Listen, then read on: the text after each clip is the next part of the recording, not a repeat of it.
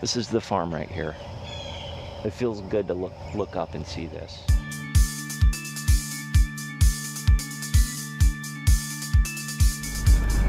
Good morning, everybody. This morning I'm going to go help Sean from the Modern Yeoman in Tennessee. We're going to go grab some catchment barrels that he needs help transporting, and then maybe a small farm tour on the new farmhouse and property that he just purchased. So let's go. Sean and I are at our destination. It's a store called Volunteer Drum. They repurpose, clean out, and sell barrels of various sort. Sean's here to pick up about 5 or 6 repurposed syrup barrels that he's going to use as a water catchment system off of his carport. The carport collects a bunch of water, runs off onto the driveway, and then makes its way down to a covered patio and eventually down into his crawl space. He wants to catch the water from the roof into the gutters that he's going to install later today, and then capture it into the barrels, which then he will divert and reuse for various purposes, maybe watering the chickens, watering the garden, whatever. How did you find this? So I was looking up IBC totes. A lot of people use those for water catchment systems. So I was looking cheap IBCs, Knoxville, and I came across this place. And I didn't really think it was time to do an IBC right away. So I looked up if they had food grade water barrels, and they do. And I found this. So 12 bucks a pop versus, what would I spend? 120. Yeah. If I were to get 4, that would be over $400. I'd be getting close to $1,000 to just get 4 of these. Yeah. Now I'm looking at 50 bucks. Wow. So there we go. Look at that. Yeah. There's a tip. There's a tip for you. Welcome to, we're calling it Penny Hen Farm. It's dedicated to one of our first chickens that we owned in Michigan, and that chicken's name was Penny. So this is the back of the property, but we kind of think of this as our front. We've got a porch here. We park over here. So the very first place that I've been putting my chickens is here. And this is a 164-foot Premier One fence, roughly squared off, and it's been working out good so far. It's protected them from dogs. However, these chickens have figured out a way to scoop under the fence. Oh. It's hot right now, but basically when it's flapped out like this, they just push under it like it's a stage curtain, and they just push it out of the way and run out. Maybe once they get bigger, it won't be an issue. They'll just be too fat to do that, but right now, if they want, they can scoot out under it. Oh, what do we got? Slug? Let's see what they think. There's not many of them over here. Chip, chip, chip, girls. Slug? You want a slug? Who wants it? They're coming along. Oh, Fighter got it. Now that's the one we think is a rooster. You'll notice Fighter's comb is much more prominent. Oh, down the hatch. Oh, that was quick. A lot of times there's a chicken run when there's a worm or a slug dropped in them. And they pull it apart. It's like tug of war. Yeah. This is my variation of the Justin Rhodes Chickshaw Mini-Me. I used the roofing panels from our house as the kind of the walls and the ceiling of this thing. Took me a while to build because lumber is not cheap nowadays. But I set it up and they immediately were attracted to it. It's like they knew it was for chicken. They started going to it the very first day I had it out in their run. And by the second day, I was keeping them in there at night with no problem. I painted it red because I couldn't find treated wood. Or I couldn't find cedar. Sorry, the only wood I could find was treated. And I wanted to avoid that just because the chickens are in it. So I just bought untreated white wood and painted it with livestock-friendly paint just to seal it against weather like this. They like you, Nate. They do. They like my boots. These girls are about 2 months old, I'd say. We bought them at the beginning-ish of September. They grow quick. Yeah, they do. the only mod I really made to this is I put this little handle on here, which makes it loads easier, because I made this pretty tight, so that just makes it a lot easier. But otherwise, this is just my variation on the Justin Rhodes. Now, do you move this every day? Not every day. Or do you move it? So how often do you move it? The trick with this, you don't want to move it while the chickens are out, because they'll get confused. They will go back to this, like if I were to just move this right now to the other side of the run, the chickens would hover around here at night, confused as to where to go. Now, if you move it at night when they're in there, you can move it wherever you want. You just have to keep it, in the same spot during the day. These are nice. Chickens are laying in there at night. I need to put the little bar up. Yeah, I was going to say, so what I read was that until they are of laying age, you don't want to have their nesting boxes out. Because what they learn, what they'll do is they'll poop in it, like we're seeing here. Yep. And now you're going to have poops and eggs when they start laying. The bulk of the cost the wood was expensive, and that was a big chunk of it, but the bulk of the cost was the hardware. So between the wheels and the hardware, that was several $100s, and then add on the wood, it was Adds up quick. It was $800. All right, so this here's the front pasture. This is what we call the front pasture. Large yard. It's like the difference between a pond and a lake. Like, is this a pasture? I'd say this is what, 2 acres or so? Right now it's just lying here, and I've obviously need to mow it, but all I've treated it like is a yard. That's all I've done. And so eventually the plan is to put meat chickens, do the Joel Salatin style meat tractor, bird tractor, moving them across. I'm probably just going to start with 1 tractor. I think we're just going to do birds for our own consumption at first. Yeah. Eventually I think it would be cool to get into like farmers market farming or CSA farming for meat birds, but right now I think we're going to practice on just me and my immediate family, but it's enough land to do that. And I think maybe we might, if you have any ideas, maybe we might actually turn up some land to grow large-scale crops like sweet potatoes, squash, things like that. But it's a nice little pasture. It's not huge. From what I understand, south-facing slope is ideal for when you're growing crops, and that's what this is right here. So whether we grow, I don't know if we'll ever get into market garden stuff, but you know, sweet potatoes, cabbage, peppers, whatever it is, we've got room to do that here. Yeah, and especially after you fertilize it with the meat chickens and all of theirs. Exactly. We'll go through with the meat chickens first.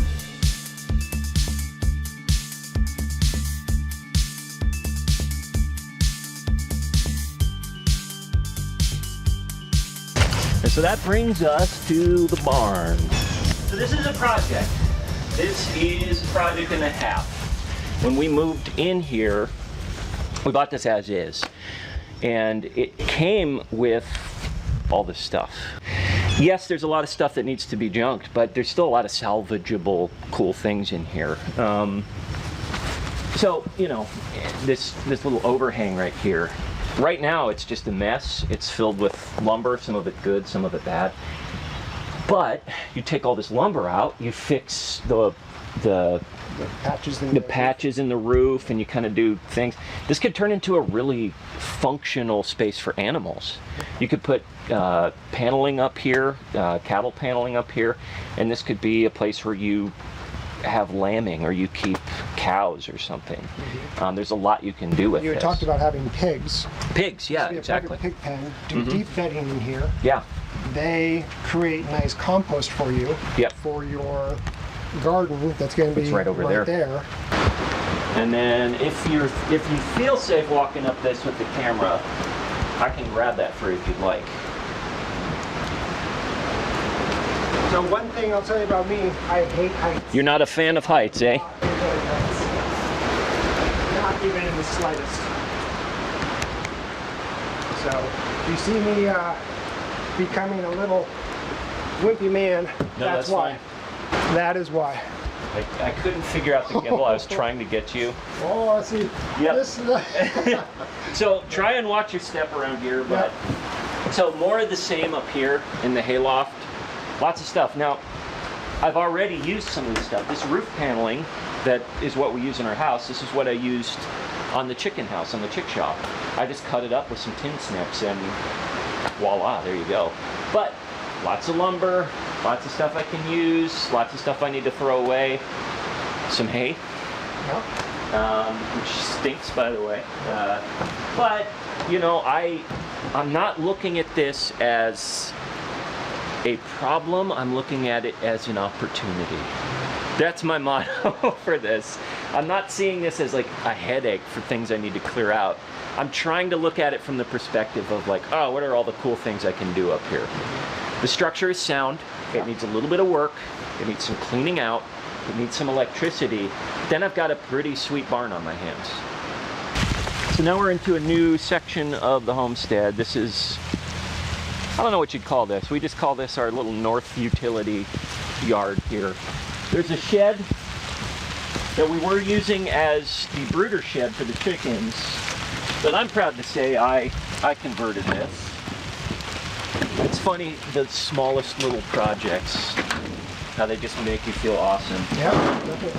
So this used to be filled with pine shavings and a heat lamp, and that was about it, and a lot of chicken poop, because this is where we kept the birds when they were young. Yep. I stacked up some cinder blocks, and these little metal panels I found fit in these little lips right here. Oh, nice. So I just, with some cinder blocks, I just stacked it on, and I got myself a little workbench, a couple of them. And I like the fact that I changed it from something that was really unusable and stinky and not ideal, not a fun place to be, to a very usable space. I also like the fact that if you do come out here and work and it's cold, you got your heat lamps. I can turn on the heat lamp. I can warm myself up. Exactly. Okay, so let's venture back out into the rain. So we enter the back part of the land. This is the front of the back part. Okay. This first little spot is what we call the grove. I've continued to mow it. I'm not sure exactly what I'm going to do with this space. There's another outbuilding right here. We found a bunch of old furniture in here. Okay. But the structure itself is actually in really good shape. We will save this. We will not tear this down. Right. This will serve some sort of function, probably animal related. So we continue into the wooded portion of the property. And there's a lot of wood. I'd say there's maybe 3 or 4 acres of just forest. A lot of it's pretty bad in terms of it just wood that needs to be cut up. You can see these fallen trees, which we intend to cut down and use for firewood. We also intend to turn this into what's called a silvo pasture, which is basically just light woods that are used for grazing animals on. Pigs, ruminants, even chickens. We're thinking this will be one of the first spots for when we get pigs, is out in this area. This decomposing wood that you have, either like that pile that you have over to our left, Yes. or stuff. So if you gather that, cut it up, and line the bottom of your raised beds before you put any dirt or soil, and then you fill it up with your dirt and your soil. That method is called Hügelkultur. The idea is you have layers of water absorbing material below your topsoil, Okay. and then some sort of mulch above it. And it reduces the amount of water you need to use to water and maintain your garden. All right. Strawberries and stuff like that, love it. Interesting. Love it. And it reduces the amount of soil you need to use to fill your raised beds. Hügelkultur. Hügelkultur. I'm gonna look into it. Yeah. Every day in this world you discover something new that you didn't know about. I'm kind of glad that we're doing this in the rain, because it gives me a sense to see where water's pulling up. Sure. All right, so it's pretty much come full circle here. We're back at the grove. Oh yeah, okay. And then there's kind of one more spot I think is worth mentioning. This chunk right here. Our land goes up to this wood line. This is a good half an acre or so from the drive-in all the way out here. Another chunk of land that I think might be good for, Holly was talking about like an orchard, like fruit trees. We're in Tennessee, I guess we can grow peaches, apples for sure. I'm trying to think of other fruit trees that might be good. Peaches and apples are the only one that comes to mind, but along this little ridge here. But this is a decent chunk of space.